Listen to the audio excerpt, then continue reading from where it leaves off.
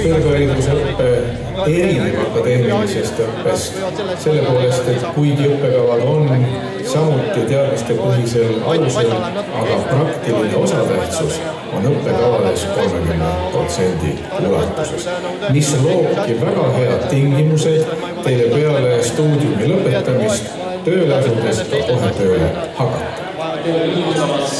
Räägi meile, mida saab õppida teil ja kui palju inimesi te vastu võtate, kui järgmisel aastal kõik saadlased teie juurde pöörivad? Tere, meil saab juba nimest välja loeb õppida tehnilisi ühinevaid Tallinna Tehnilise Kõrgkool. Meil on 5 erinevat teaduskonda ja 12 õppekava. 9 on mõistega. Soovitan kõik need saarlased, kes siin lõpetavad gümnaasiumi. No loomulikult, kuna meil on nii väike kool, et meil on ainult 2700 üliõpilast, siis ma kardan, et nii palju me vastu ei saa võtta, aga need, kellel on suur tahe, need kõik võtame sisse, et tulge kindlasti kõik. Kindlasti on olemas ühiselamu võimalus, kindlasti on olemas ka stipendiumi võimalus ja tasuta õppekohad ka. Jah, meil on olemas stipendiumid, samamoodi nagu TTÜ-s on põhitoetused täiendavates õigutoetused. Ühiselamu on täiesti olemas, number 47. Seal on aktiivne üliõpilase elutoimu. Kord segan, kas kuulsite? Isegi koolimaja aadress ei ole nii tähtis, kui oli ühiselamu aadress. Usun tõesti, et kõik noored, kes te olete oodatud siin, et tulevad kindlasti, sest ühiselamu elu tundub väga vapustav olevat. Meie erialad on kõik sellised Eesti loodust ja meie kaunist loodust ja loomi ja kõik armastavad, et sellised väga perspektiivikad erialad. Mida sa ise õpid? Mina õpin veterinaarmeditsiini. Mida sa pakub sulle? Mida sa tulevad tegema? Veterinaarmeditsiin tähendab siis loomade ravimist või? Ja arvatakse, et loodetavasti kunagi saab mustloomast. Kunagi ammu loodi sõpke kool nagu Kunstikool Pallas, me oleme selle otseselt nagu järeltulijad. Nüüd oleme nime vahetanud aastast aastasse, praegu oleme Tartu Kõrgem Kunstikool ja nagu nimest võib järeldada, sest me väga laialdase kunstihariduse anname inimestele siis.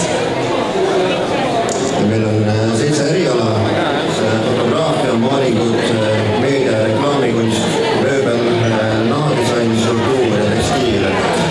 Mida peab tegema teie juurde saada? Sisseastumisest siis. See on kunstipõhine, nagu nimi ütleb, siis sisseastumiseks koha peal on sisseastumiskontsert. Selleks siis tulevased tudengid sooritavad joonistamiseksami, mis on portree joonistamine ja maalimine, tüünoori maalimine. Muidugi keegi ei eelda, et see oleks nagu tegevkunstnik enne seda, vaid seal lihtsalt kontrollitakse. Õigemini see on eksam, kuidas su silm ja käsi nagu suudavad koostööd teha.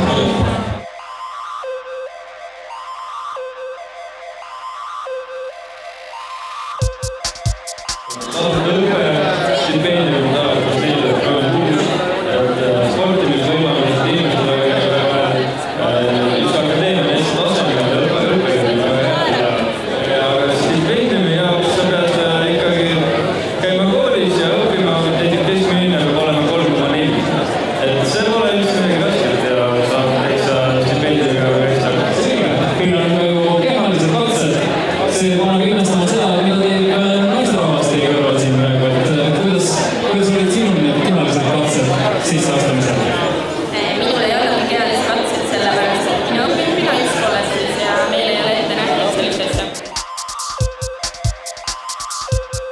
Kui palju maksa annab, et ma tohiksin mingi sellise lennukiga lendu minna, et 4 aastaga ma saaksin need paberid kätte?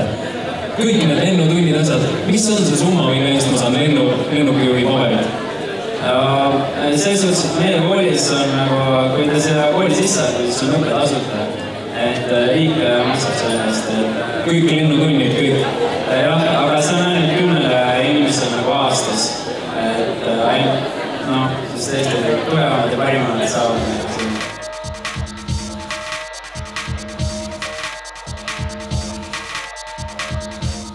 Nii tüdrukud, räägi, mida te teete kevadel, te lõpetate kooli ära, kuhu te lähete edasi? Lihtsalt siia. Ma räägin teile, kuulake. Mida sa saab Maineri kõrgkoolist?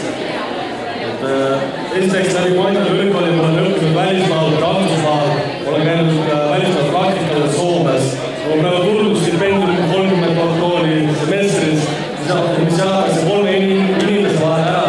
Ma käisin selle nädalavahetusel, käisin Kuusvälis Maalaskülas, jalgumas üks Moskvas, üks New Yorgis, Ottartel üle maailma. No näeme, täiesti tasuta tõepoolest on võimalik käia ise ennast näigemas ja Maineri kõrgkool siis on ka esindatud Saaremaale. Absoluutselt, me oleme esindatud Saaremaale sellepärast, et me tahame, et kõik Saaremaa elanikud saaksid edukad.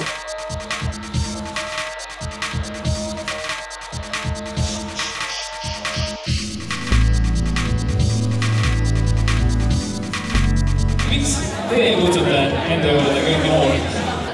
Miks on meie kool erinev teistest koolidest see, et esiteks meie kooli õppe on tasuta, meie koolis elamine on tasuta ning lisaks sellele makstakse meil iga kadetile, iga õppurile kuus 7000 stipendium. Eriliseks teeb seda, et praeguses raskes olukorras, kus tööd kuigi kiire jätkuda, siis meil, olles lõpetanud meie kooli, siis töökoht selline on alati garanteeritud. Ja kui räägime sellist nimelikust baarist, siis selle baas on Kadeti-Kasiino. Kadeti-Kasiino on koht, vabaajaveedis koht, kus kadetid saavad aega veenda. Ei, see ei ole mänguvõrgu, seal saab mängida piljardit, laua ja jalgpalli, juua õlut ja lihtsalt meeldida aega veenda.